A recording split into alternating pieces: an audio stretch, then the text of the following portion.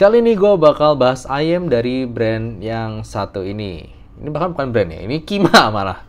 Oke, kali ini gue bakal bahas Dunu Kima, tapi ternyata Dunu Kima punya versi yang berbeda. Jujur aja gue nggak tahu sampai gue dikirimin unit review. Jadi thank you dulu untuk Dunu yang udah mengirimkan standing akrilik ini dan juga Dunu Kima Classic ini, dimana harganya sekitar $100, jadi di Indonesia mungkin sekitar 1,5 atau 1,6 juta mungkin, dan dia menggunakan single dynamic driver.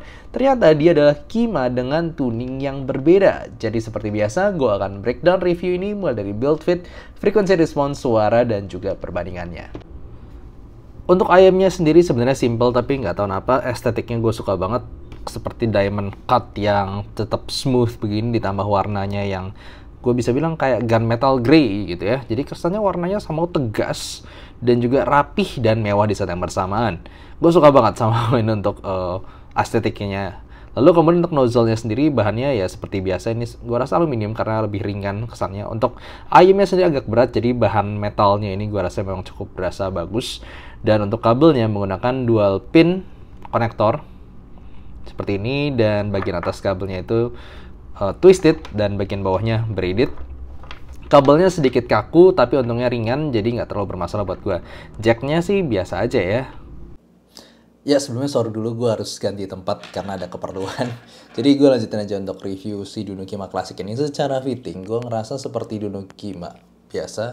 Itu fittingnya enak banget, slep di kuping gue, dan juga eargate-nya di sini berasa nyantol dengan baik. Jadi gue pakai stabil ketika gue goyangin kepala gue sana sini. Cuma mungkin sedikit kelemahan dari fittingnya itu lebih ke kabelnya. Kabelnya agak microphonic dan sedikit kaku, jadi kadang ada tek kalau misalnya gue bawa jalan-jalan.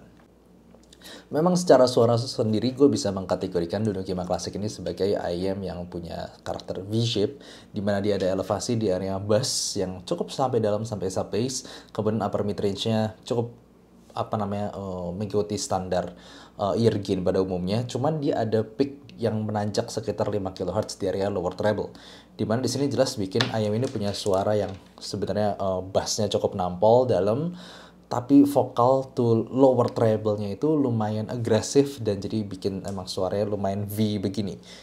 Jadi dia tipe yang cocok, mungkin tipe buat yang lagu energik tapi bukan yang paling balance ataupun buat vokalan, karena lower treble energy di sini memberikan sedikit sensasi spicy untuk beberapa lagu. Mulai dari bassnya dulu, I simply like the bass karena bassnya itu bisa cukup dalam, mukul, dan kecepatannya juga bagus, speed recovery dan teksturnya juga masih berasa bagus gitu. Jadi gue simply bisa bilang ini buat tipe lagu apa aja cocok, kecuali buat kalian yang misalnya hardcore bass head gitu.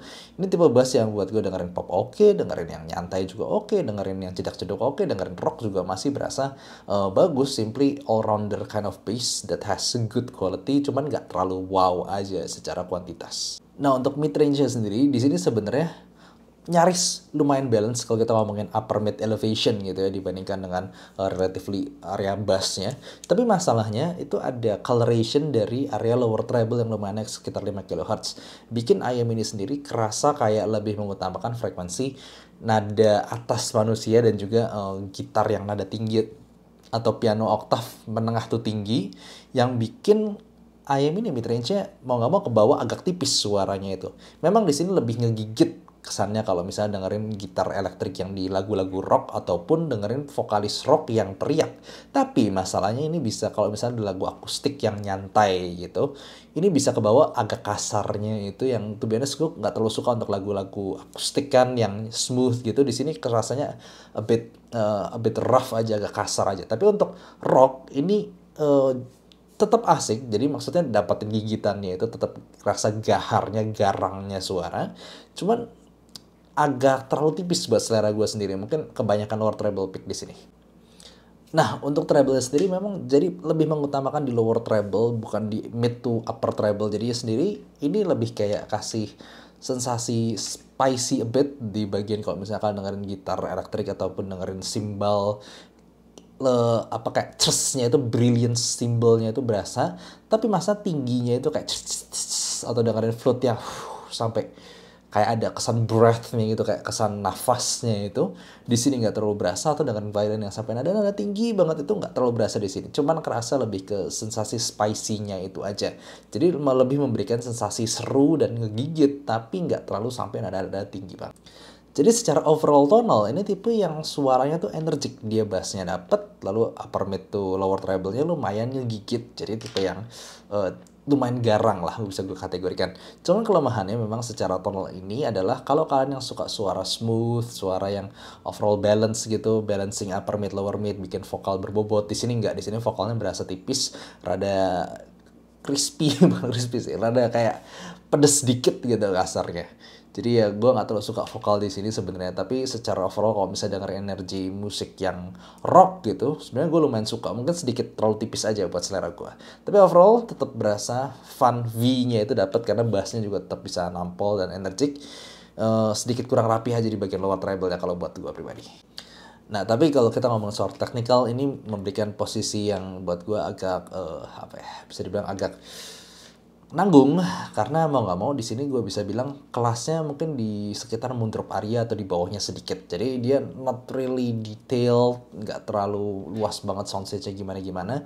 Karena kita ngomong kalau zaman now udah ada IM di harga 1,5 jutaan udah macam SIMGOT IM6L, lalu SIMGOT EA500LM, atau bahkan di harga sekitar 8 nggak nyampe 1 juta ada 7 Sonus, atau ada Kevin Klaner, atau ada ya intinya banyak IM yang buat gue secara teknikalitas itu lebih mampu daripada si Dunu Kima Klasik ini. Dunu Kima Klasik ini kayak biasa aja, gue nggak ngerasa ini sausnya gede-gede banget ya. Memang kalau misalnya lu bandingin sama IM mungkin harga 100, 200, 300 ribuan gitu kayak KZ-KZan atau misalnya tahun Chu 2 gitu, ini it's definitely still better. Tapi untuk kompetisi sekarang gitu, gara-gara IM yang tadi gue sebutin, gue ngerasa ayam ini secara teknikal udah ya di bawah rata-rata untuk harga sekitar 1,5 jutaan. Di sini gue kayaknya nggak usah bandingin sama ayam-ayam multi driver seperti SIMGOT IM6L yang secara overall teknikalnya jelas lebih baik. Gue mungkin mau bandingin sama ayam single DD aja, karena gue rasa itu masih pangsa pasarnya orang-orang pecinta single dynamic driver yang fun, energik, tapi harganya nggak nyampe 2 juta. Jadi gue mau bandingin di sini sama Moondrop Aria 2 aja.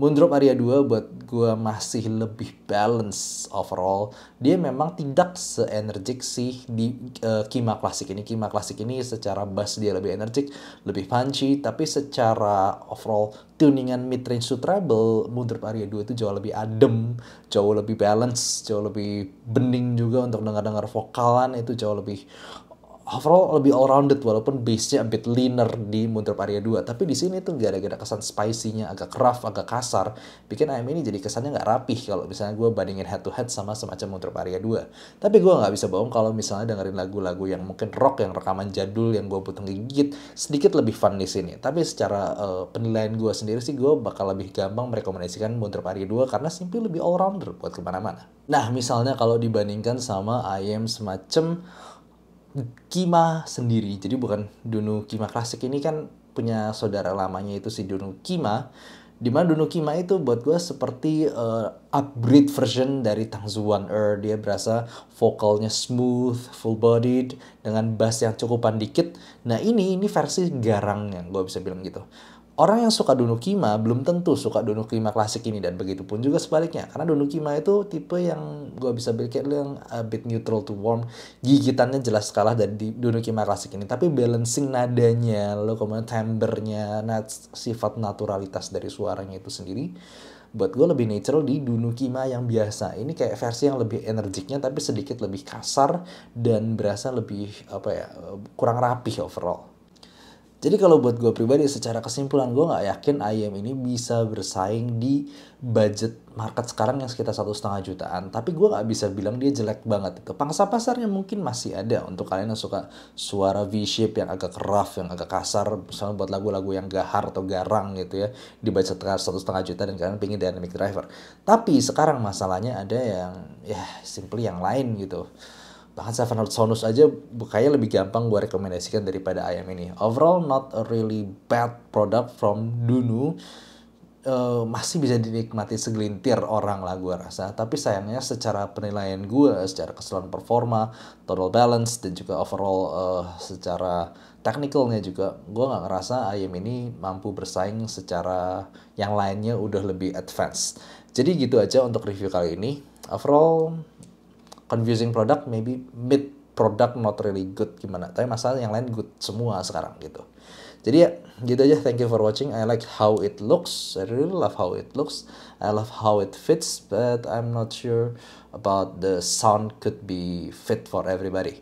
Dan sekarang misalnya kalian mau lihat Instagram gue, lihat Facebook gue, dan juga kalian pengen mengajukan pertanyaan-pertanyaan, bisa langsung aja lihat link di deskripsi di bawah. Kalau misalnya kan sekarang gue tambah sibuk lagi, mungkin waktu gue juga udah susah untuk menjawabin pertanyaan satu-satu. Yang pasti gue jawab itu dari pertanyaan di Saweria, gue akan bikin di question and answer eksklusif. Dan kalau misalnya kalian pengen cek juga link pembelian ini dari Dunu, bisa lihat juga di deskripsi di bawah. Jadi thank you for watching, see you next time, bye bye.